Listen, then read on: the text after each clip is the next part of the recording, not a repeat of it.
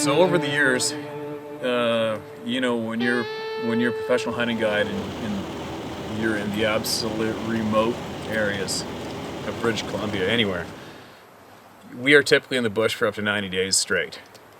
And guys get flown into us bush plane, or else we ride out 9, 10, 14 hours, horseback ride out to the Alaska Highway, and we'll pick up our hunters and we'll ride back in. And we'll do anywhere from 10 to 14 to 21 day hunts. And then we'll ride them back out, and then we'll get 2 fresh guys, and so on and so forth. So we're really remote, and we're spending a lot of time out there, full time. And one time, I didn't have a weapon with me, typical. I don't normally have a gun with me unless I know I'm going to be guiding a grizzly hunt. Then I make sure my gun is with me all the time. Or when I know I'm going to go into some of these burns that are absolutely stuffed, choked with grizzly bears when we're hunting elk in there and moose. And we're on this huge wide open trail. The trail, like I said before, the horse trails that we're using have been used since late 1960s. And we're not too far from camp. And we got 2 little boys running around in camp too in the willow bush. And my hunter, he's got a rifle. And we got our horses tied up. And I can hear a bull moose coming, grunting, you know, way down in the timber slope. You know, we're not wide open. We're in big mature spruce. You know, the base of these spruce is, you know, 3 footers. It's good solid timber, not much underbrush. And I got on a pair of, you can see in the photograph here what I'm wearing, I got a pair of Carhartt coveralls on, worn tan coveralls, and I got on a red pullover, fleece, and a big cowboy hat. I don't look like a moose, I don't look like an elk, I don't look like a T-bone steak, I don't look like a deer, I don't look like a female bear. I look like a man. That's all I am. And we're facing this way, the trail is going this way, and we're facing this way, and I'm calling to this bull, he's coming. And all of a sudden my hunter goes, "Hey Steve, there's a bear looking at us right there." I'm like, "What? Where?" He goes, "On the trail." And I look over on the horse trail, and here's this stupid black bear. He's probably like maybe a couple 100 pounder. He's not a monster bear. He's a mature boar. For up north, they're not as typically as big as they do get down southern BC. But here's this black bear staring at me. I don't know. He's probably about 30 yards, 35 yards, and there isn't a twig between me and him. Period. That bear can see me from my bootlaces up to the top of my cowboy hat. Clear as day. It's the middle of the afternoon. The black bear is looking at a grown man standing there looking at him. He's looking at 2 grown men, human beings, standing there looking at him on the trail at 30 yards.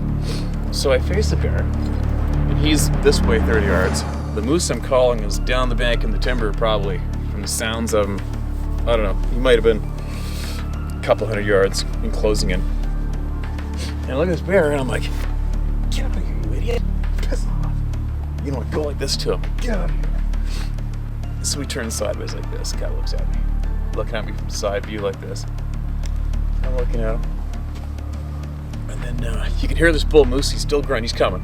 I'm trying to not make it sound, because there's nothing more, you know, sensitive than a moose's ears. And I look back at that bear, and that little bastard.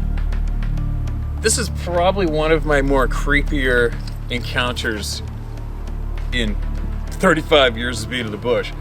Because in all my years being in the bush, aside from that crazy grizzly bear that followed me around for a day and tried to kill me on the porch, I mean, I've ran into, I don't know how many bear stories I have. I kicked snow in the face of a cougar when I was 17 years old on a horse trail, and it turns out there was a kill. He'd killed a deer beyond that. But I mean, I've had a whole pile of some, you know, pretty incredible encounters with predators over the years: wolves, grizzlies, black bears, cougars. But I've never in my lifetime had a predator locked onto me. And I mean locked onto me, knowing I'm a human being, and stalking me like a cat. And that was what that little bastard, 200 and something pound black bear was doing. That sucker was 30 yards away from me with another grown man right beside me. I'm a 6'1", 200 pound guy. I'm not a little kid. And that freaking black bear is belly crawling, locked onto me like I'm a mouse and he's a cat, and he's going like this. locked. And I'm like, holy shit. What? Are you serious? And I went, get out of here. Like this, didn't even flinch. He's coming to kill me, to eat me. That black bear was full on locked on me, belly crawl stalking me, and all he had in his focus was me and to kill me and eat me. That was so creepy. Because, you always joke about it, but I've never in my lifetime had such a blatant example of a predator locked on me, and he was going to come and kill me. And it was a very, very odd feeling. It wasn't like, some goon bully in a bar staring you down for a fist fight or something like that. It was the feeling, I can't describe the feeling, but the feeling that I received from that moment was very, very, very alarming. I don't think I've really had that feeling before. It's very bizarre. I hope that none of you ever get to experience that feeling, but the feeling that's generated from having a predator locked onto you, knowing you're a human being and he's coming to kill you, to eat you, is very, very weird.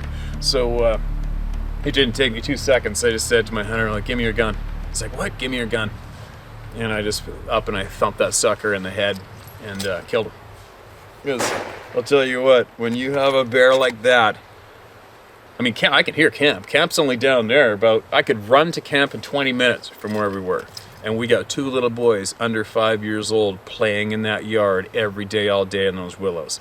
No, that black bear doesn't get to live around us with those children. Ain't gonna happen.